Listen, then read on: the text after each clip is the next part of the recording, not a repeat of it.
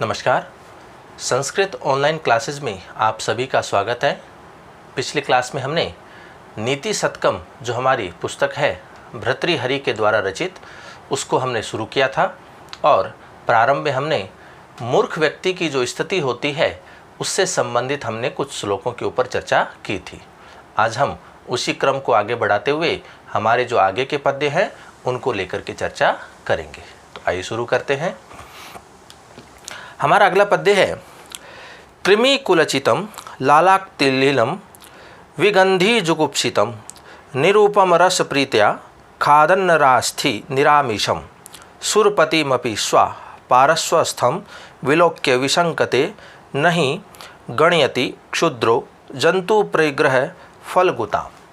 अब यहाँ स्थिति क्या है कि जो नीच व्यक्ति होता है उसकी मूर्खता का उल्लेख किया गया है कि जो नीच व्यक्ति होता है वो किसी वस्तु को प्राप्त करने के पश्चात उसकी उपयोगिता और अनुपयोगिता के बारे में चर्चा नहीं करता है। उसके जो भी गुण और दोष होते हैं उनके विषय में वह नहीं सोचता है। तो इसी के बारे में इस पद्य में वर्णन भर्तृहरि ने किया है। तो देखिए, कृमिकुलचितम अर्थात जो कीड़े आदि होते हैं उनसे व्याप्त या उनसे युक्त, लालाक्लीनम और लार से गीली हुई, विगंधी गंध से युक्त, जुगुप्सितम और घृणास्पद जिससे घृणा आती हो देख करके, ऐसा घृणास्पद, निरामिषम और मांस से रहित, नरास्थि मनुष्य की अस्थि अर्थात हड्डी को, निरूपम रस प्रीतिया बड़े ही आनंद के साथ आस्वादन के साथ, खादन खाता हुआ, स्वा कुत्ता, पारस्वस्थम अपने समीप खड़े हुए, सुरपतिम अर्थात देवताओं के स्वामी अर्थात इंद्र देवता को, अपि भी विलोक्य देख करके, विशंकते संकित नहीं होता, आशंकित नहीं होता है, ही क्योंकि क्षुद्र जंतु जो नीच व्यक्ति होता है, नीच प्राणी जो होता है, परिग्रह फलगुताम न गण्यति प्राप्त की हुई वस्तु की गुणता को नहीं गिनता है। वहाँ पर उसके क्या उपयोगिता है क्या अनुपयोगिता है इसको वह नहीं देखता है। तो प्राप्त की हुई जो वस्तु होती है वह उसकी तुच्छता का जरा भी परवाह नहीं करता है। तो यहाँ पर जो नीच व्यक्ति होता है उसकी मूर्खता का वर्णन किया गया है कि वह कोई भी वस्तु यदि वह प्राप्त करता है तो उसकी उपयोगिता और उसकी अनुपयोगिता के बारे में वह बिल्कुल भी परवाह नहीं करता है। तो इसी को लेकर के भर्तृहरि कहते हैं कि कीड़ों से व्याप्त और लार से गीली हुई, गंध से युक्त, घृणास्पद, मांस से रहित, मनुष्य की हड्डी को बड़े ही आस्वादन के साथ खाता हुआ कुत्ता अपने समीप खड़े हुए देवताओं के स्वामी अर्थात इंद्र देवता को देख करके भी आशंकित नहीं होता है। वह उस हड्डी में जो जिससे मांस भी नहीं है उस मांस रहित हड्डी को बड़े आनंद के साथ उसको खाता है, भले ही उसके समीप में भगवान इंद्र भी क्यों न खड़े हुए हो। तो वहाँ वह वस्तु को प्राप्त करके उसकी गुणता और उसके जो अवगुण है उसको वह नहीं देखता है और वह उसी में ही आनंद के साथ लगा रहता है। तो कहते हैं क्योंकि जो क्षुद्र व्यक्ति होते हैं, जो नीच व्यक्ति होते हैं, वो वस्तु को प्राप्त करके उसकी जो तुच्छता होती है उसको जरा भी उसकी परवाह नहीं करता है। तो नीच व्यक्ति की जो स्थिति होती है उसका वहाँ पर वर्णन किया गया है। अगला पद्य देखिए, शिरः सार्वम स्वर्गात पशुपति शिरस्तः क्षितिधरम महीधात उतुंगाद अवनिम अवनेश्चापि जलधिम अधोधो गांगेयम पदम उपगता स्तोक अथवा विवेक भ्रष्टानाम भवति विनिपातः सतमुख है। अब यहाँ पर जो स्थिति बताई है, जो विवेकहीन व्यक्ति होते हैं उनकी क्या स्थिति होती है, तो उनका पतन किस प्रकार से होता है।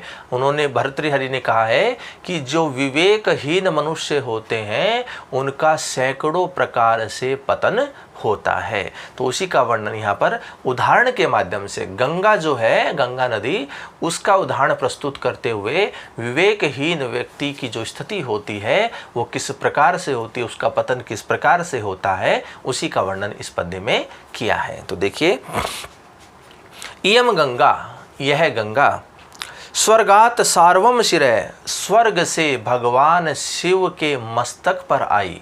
तो जहाँ देखिए जो पतन की स्थिति है वो किस प्रकार से है कि जो गंगा है जो कि स्वर्ग की नदी कही जाती है, वो स्वर्ग से उतर करके या नीचे की ओर भगवान शिव के मस्तक पर आती है।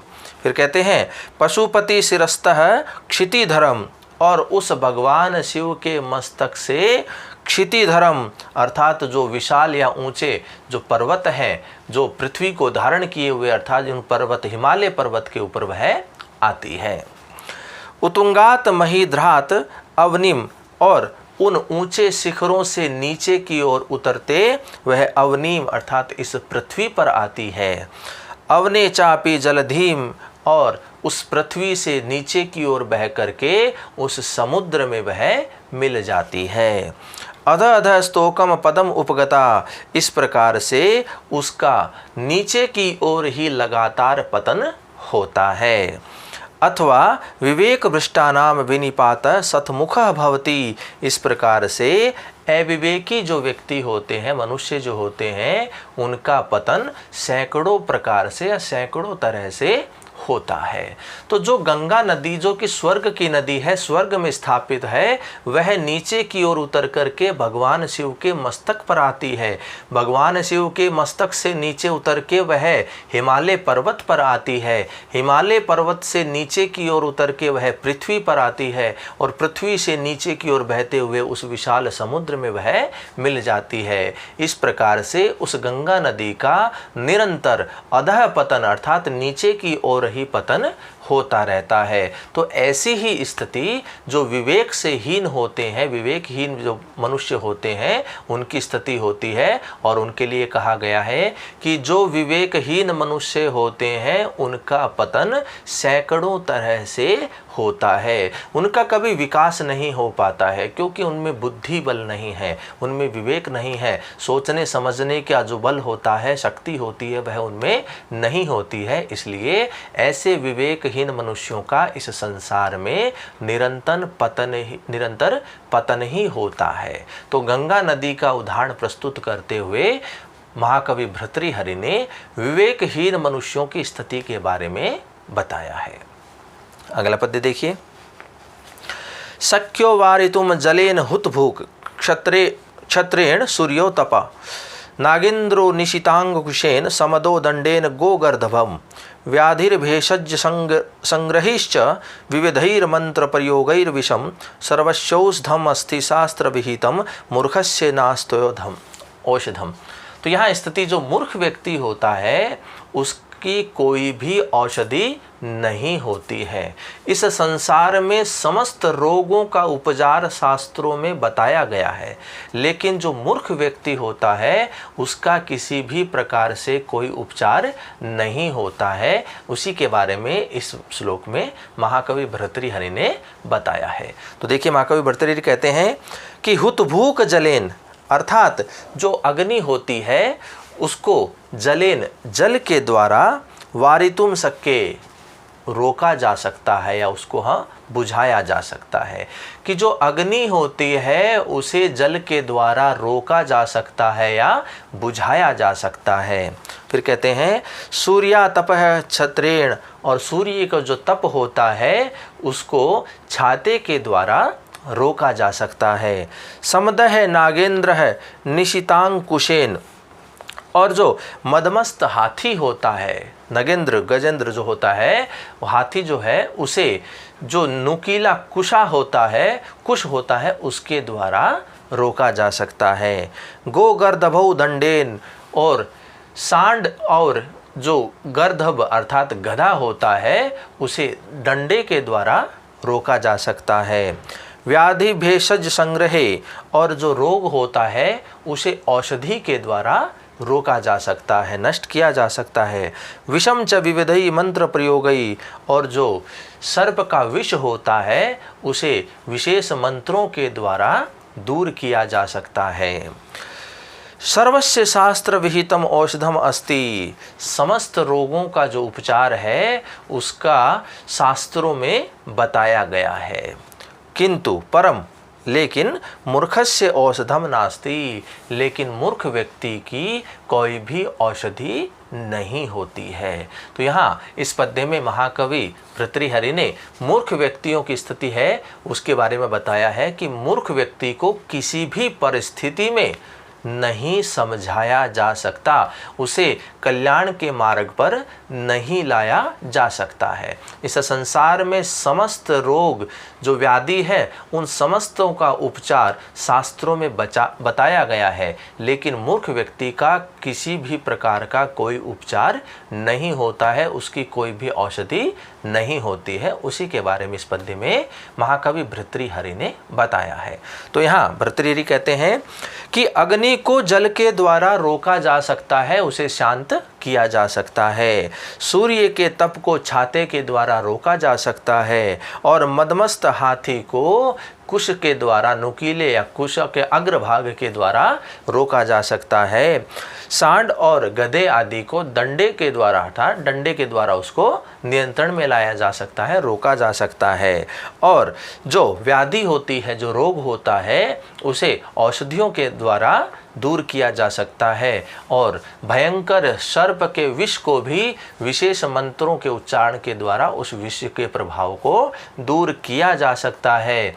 लेकिन और कहा गया है कि समस्त व्याधि जो होते हैं, जो रोग हैं, उनकी औषधियों के बारे में शास्त्रों में बताया गया है, परंतु जो मूर्ख व्यक्ति होता है उसकी किसी भी प्रकार की कोई औषधि नहीं होती है। तो इस प्रकार से मूर्ख व्यक्तियों को कभी भी सन्मार्ग पर नहीं लाया जा सकता, कल्याण के मार्ग पर उनको नहीं लाया जा सकता है, उनको किसी भी परिस्थिति में नहीं समझाया जा सकता है। इसी का वर्णन महाकवि भर्तृहरि ने अपने इस पद्य में किया है। अगला पद्य देखिए। साहित्य संगीत कला विहीन साक्षात पशु पुच्छ विषाण विहीन तृणम न खादन्नपि जीवमानस्तद्भाग देयम परमम पशुना। अब यहाँ जो स्थिति बताई है वो मूर्ख व्यक्ति की ही स्थिति बताई गई है कि जो साहित्य संगीत और कला से रहित व्यक्ति होता है वह इस संसार में मनुष्य के रूप में पशु के समान ही विचरण करता है। तो उसका जो जीवन होता है वो मनुष्य रूप में व्यर्थ ही होता है और वह पशु के समान इस संसार में विचरण करता है। तो इसी का वर्णन इस पद्य में महाकवि भर्तृहरि ने किया है। तो यहाँ भर्तृहरि कहते हैं कि साहित्य संगीत कला विहीन है, साहित्य संगीत और कला से रहित नर है मनुष्य, पुच्छ विषाण विहीन है, पूंछ और सींग से रहित होकर के साक्षात पशु अस्ति, साक्षात पशु के समान ही है। अर्थात जो मनुष्य न तो किसी प्रकार का साहित्य का ज्ञान रखता है, न संगीत का ज्ञान रखता है और न वह किसी प्रकार की कला को जानता है, तो ऐसा वह मनुष्य सींग और पूंछ से रहित साक्षात पशु के रूप में ही होता है। फिर कहते हैं तृणम न खादन अपि जीवमान भवति, वह घास को न खाता हुआ जीवित रहता है इस संसार में। जो व्यक्ति न तो साहित्य को जानता है, साहित्य का ज्ञान रखता है, न संगीत का ज्ञान रखता है, न किसी प्रकार की कला से वह युक्त है, तो ऐसा वह व्यक्ति इस संसार में पशु के समान ही होता है और वह घास को नहीं खाता है। घास को न खाते हुए वह इस संसार में जीवित रहता है, अपना जीवन यापन करता है। फिर कहते हैं तत्पशूनां परमं भागधेयं विद्यते, यह पशुओं का तो सौभाग्य ही होता है। यहाँ स्थिति ये बताई है कि यह जो मनुष्य होता है वह बिना पूंछ और सींग का पशु के समान है, जो कि इस संसार में घास नहीं खाता है, और घास को न खाने के कारण ही जो अन्य पशु आदि हैं उनके लिए यह सौभाग्य की बात होती है। यदि ऐसा वह मनुष्य घास को भी खाने लग जाएगा तो इन पशुओं के लिए तो खाने का जो स्थिति होती है, जो भोजन होता है, जो घास आदि होता है, वह भी समाप्त हो जाएगा। इसलिए कहा गया है कि वह घास को न खाते हुए जीवन यापन करता है, तो ऐसा तो अन्य जो पशु है उनके लिए तो यह सौभाग्य की बात होती है। तो यहाँ भगवान जो भर्तृहरि हैं, जो महाकवि भर्तृहरि हैं, उन्होंने जो व्यक्ति होता है, मूर्ख व्यक्ति जो होता है, जो कि साहित्य, संगीत और कला से विहीन होता है, वह इस संसार में साक्षात पशु के रूप में ही होता है, और वह घास को न खाते हुए इस पृथ्वी पर, इस संसार में जीवन यापन करता है, जो कि अन्य पशुओं के लिए सौभाग्य की बात होती है। तो इसी का वर्णन महाकवि भर्तृहरि ने अपने इस पद्य में किया है। अगला पद्य देखिए। येषां न विद्या न तपो न दानम ज्ञानम न शीलम गुणो न धर्म ते मृत्युलोके भुवि भारभूतः मनुष्य रूपेण मृगाश्चरन्ति।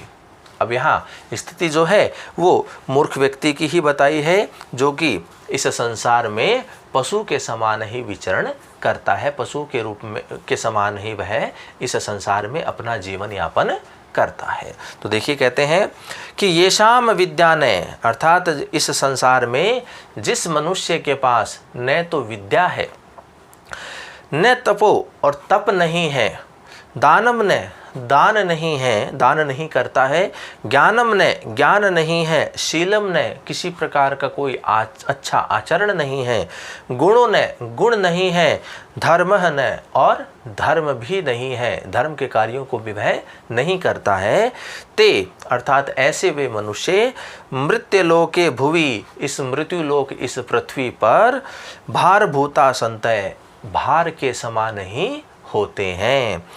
मनुष्य रूपेण मृगा चरंती, और मनुष्य के रूप में पशु के समान वह इस संसार में विचरण करते हैं या घूमते हैं। तो यहाँ भर्तृहरि कहते हैं कि इस संसार में जिस मनुष्य के पास न तो विद्या है, न तप है, न दान है, न ज्ञान है, न शील है, न गुण है और न धर्म है, ऐसा वह व्यक्ति इस मृत्युलोक पृथ्वी पर भार के समान ही होता है। अर्थात उसका इस जीवन में कोई भी, या इस पृथ्वी के या अपने उन कर्मों में किसी प्रकार का कोई योगदान नहीं होता है, वह केवल एक भार के समान ही इस पृथ्वी पर होता है, और वह व्यक्ति मनुष्य के रूप में पशु के समान विचरण करता है। तो इस प्रकार की स्थिति महाकवि भर्तृहरि ने यहाँ पर बताई है। अगला पद्य देखिए। वरम पर्वत दुर्गेशु भ्रांतम वनचरैः सह न मूर्ख जन संपर्क है सुरेंद्र भवनेशु अपि। अब यहाँ पर जो मूर्ख व्यक्ति होता है उसकी संगति को किसी भी स्थिति में अच्छा नहीं बताया है। तो उसके संदर्भ में यहाँ महाकवि भर्तृहरि बताते हैं, कहते हैं कि वनचरैः सह पर्वत दुर्गेशु भ्रांतम वरम, कि जो वनेचर होते हैं, जो वन में निवास करने वाले आदि जो मानव होते हैं, आदि जन होते हैं, जो वन में विचरण करते हैं, उन्हीं में निवास करते हैं, जिनको हम वनेचर कहते हैं, वन में विचरण करने वाले जो आदिवासी लोग जो होते हैं, उनके साथ पर्वत दुर्गेशु, पर्वत के दुर्गम स्थानों पर भी भ्रांतम वरम, भ्रांत अर्थात भ्रमण करना भी वरम अर्थात श्रेष्ठ होता है। कि जो वनेचर आदि हैं उनके साथ दुर्गम पर्वतों या पर्वत की ऊंची चोटियों पर भी भ्रमण करना श्रेष्ठ होता है, किंतु सुरेंद्र भवनेषु अपि मूर्ख जन संपर्क है न वरमस्ति। लेकिन मूर्ख व्यक्ति के साथ में, उसके संपर्क में सुरेंद्र भवने अपि अर्थात जो इंद्र देवता है उसके महल में भी विचरण करना या साथ में रहना श्रेष्ठ नहीं होता है। तो यहाँ पर मूर्ख व्यक्ति की संगति जो होती है वो किसी भी परिस्थिति में अच्छी नहीं होती है। इसी का वर्णन यहाँ भर्तृहरि करते हैं। तो उन्होंने कहा है कि वनेचर के साथ में जो वन में निवास करने वाले आदिवासी लोग होते हैं उनके साथ में पर्वतों के जो दुर्गम स्थल है वहाँ पर विचरण करना श्रेष्ठ होता है। लेकिन मूर्ख व्यक्ति की संगति को प्राप्त करके भगवान इंद्र के महल में भी विचरण करना श्रेष्ठ नहीं होता है। तो इसी का वर्णन इस पद्य में महाकवि भर्तृहरि ने किया है। अगला पद्य देखिए। शास्त्रोपस्कृत शब्द सुंदर गिरह शिष्य प्रदेयागमः विख्याता कवयो वसंति विषये यस्य प्रभोर्निर्धनः तज्जाड्यम वसुधाधिपस्य कवयो हि अर्थम विनापीश्वरः कुत्स्यः शु कुपरीक्षिकः हि मणयो यैर्घतः पातितः। अब यहाँ स्थिति बताई है, यहाँ विद्वानों की स्थिति के बारे में बताया। जो विद्वान लोग होते हैं, जो शास्त्रों का ज्ञान रखते हैं, ऐसे उन विद्वानों की स्थिति किस प्रकार से बताई है कि यदि किसी राजा के राज्य में ऐसे जो शास्त्रों का ज्ञान रखने वाले विद्वान होते हैं, यदि वे विद्वान लोग उस राजा के राज्य में निर्धन होकर के रहते हैं तो ऐसी स्थिति में तो उस राजा की जो जड़ता होती है उसी का ही परिचायक होता है। वहाँ यदि विद्वान निर्धन होकर के निवास करता है तो उस राज्य के राजा की ही यह कमी होती है। तो उसी का वर्णन इस पद्य में महाकवि भर्तृहरि ने किया है। तो यहाँ देखिए कहते हैं कि शास्त्रोपस्कृत शब्द सुंदर गिरह है, अर्थात जिनकी वाणी व्याकरण आदि शास्त्रों के द्वारा परिष्कृत है, जो शास्त्र का ज्ञान रखते हैं। शिष्य प्रदेयागमः, और जो ज्ञान को शिष्य को प्रदान करने वाले हैं, ऐसे विख्याता प्रसिद्ध कवय है अर्थात कविजन विद्वान लोग, यस्य प्रभो विषय निर्धना संतय, जिस राजा के राज्य में निर्धन होकर के निवास करते हैं, तत् तो वसुधाधिपस्य जाड्यम, तो वह उस राज्य के राजा की ही जड़ता होती है। जड़ता अर्थात मूर्खता होती है।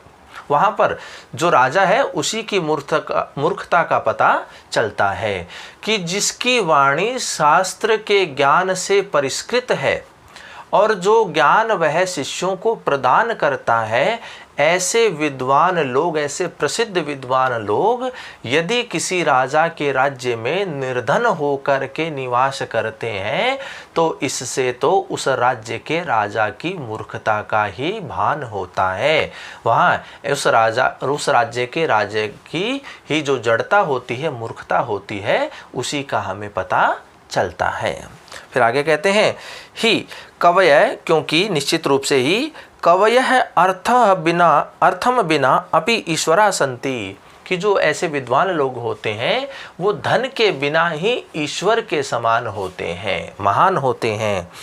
ही निश्चित रूप से ही कुपरीक्षकः कुत्स्यः शु, निश्चित रूप से ही जो कुपरीक्षक होते हैं, जो गणना करने वाले होते हैं, वो जो मूल्यांकन करने वाले होते हैं, वो उनकी ही मूर्खता होती है।